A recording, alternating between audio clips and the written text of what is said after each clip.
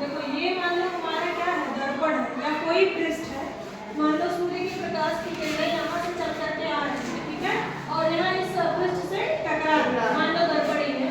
तो जो किरणें सूर्य की तरफ से आती है उसे क्या कहते हैं, आपतित किरण, आने वाली किरणें, ठीक है, आपतित किरण। अब इस दर्पण से टकराने के बाद ये किरणें पुनः उसी दिशा में मुड़ जाती है, ठीक है।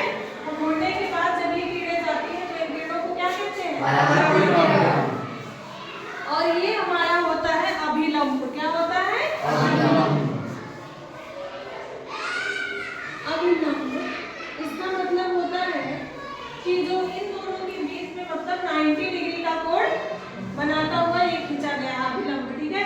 जैसे मान लो दो कोण अगर हम खींचते हैं तो अगर बीच में कोई लाइन जाती है तो वो क्या कहलाता है, अभिलंब जाता है। बस अब तो उसमें कितने अंश का कोण बनना चाहिए, 90 अंश।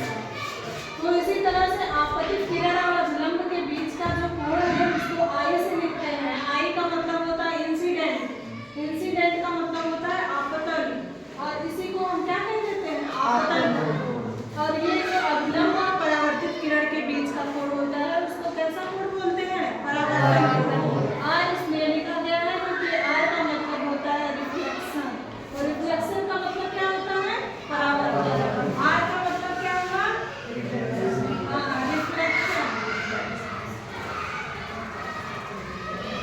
और आई का मतलब क्या होगा, इंसिडेंट, इंसिडेंट। मतलब ये आपतन कोण है और ये परावर्तन